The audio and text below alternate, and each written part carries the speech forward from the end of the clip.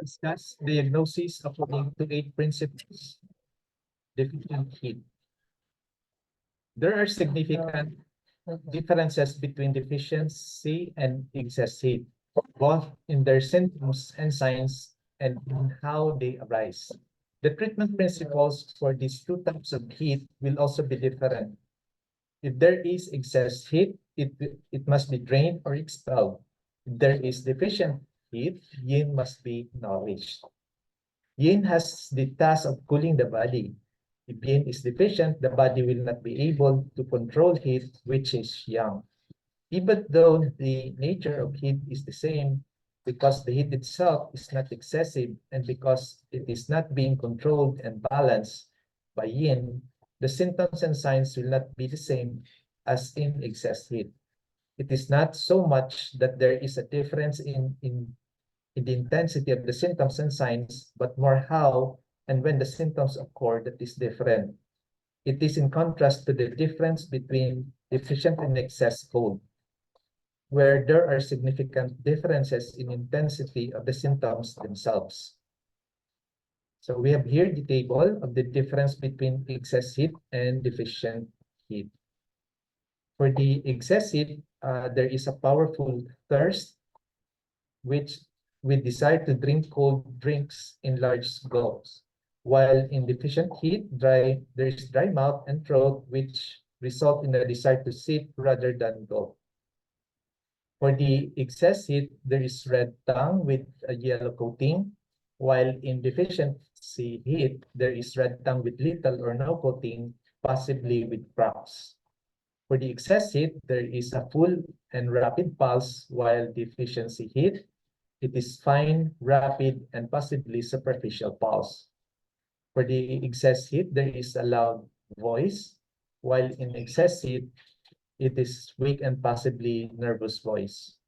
There's a powerful and quick movement in excess heat, while in deficiency, there is nervousness and restless movement. There's restless and brain disturbed sleep in excess heat, while in deficiency, it wakes frequently and has difficulty falling asleep. In excess heat, there is restlessness, agitation, and mania, while in deficiency heat, it is restless and there is anxiety.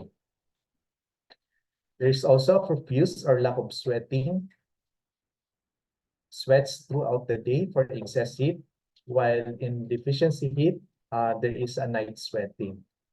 There is also a sensation of heat or fever throughout the day in the excess heat, while in deficiency, there is sensation of heat or feeling feverish in the evening and night with hot flashes. There is also heat in the whole body for excess heat, while in deficiency, there is heat in the palms, soles of the feet, and center of the chest. There's constipation with pain in the abdomen for the excess, while in deficiency, there is constipation or dry stools without pain in the abdomen. There is bitter taste in the mouth for excess, while in deficiency, no bitter taste. For excess, the heat must be drained downwards or expelled through the skin, while in deficiency, yin must be nourished so that heat can be controlled. When there is excess heat, its yang nature will drive the body fluids upward and outward as sweat. When there is yin deficiency, heat will also make the person sweat, but it will usually only be in the evening and at night. This is because yin is dominant energy at night. If yin is weak, it will not be able to control yang heat in this period. Furthermore, wei qi, which controls the pores in the skin, circulates the interior of the body at night. This means that the pores are not able to hold the sweat that has arisen from the uncontrolled heat inside the body at night. Person who is in deficiency will experience sensation of heat or fever mainly in the evening and at night.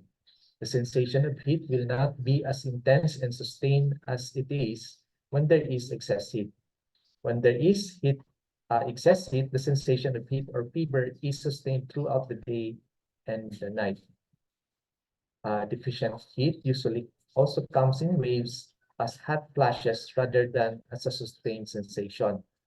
When there is deficient heat, there is often only a sensation of heat in the palms of the hands, the soles of the feet, and the center of the chest, whereas it is the whole body and particularly the head that feels hot when there is excess heat.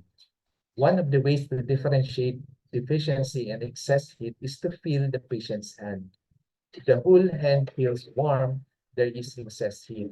When only the palms feels hot, it is a deficiency heat.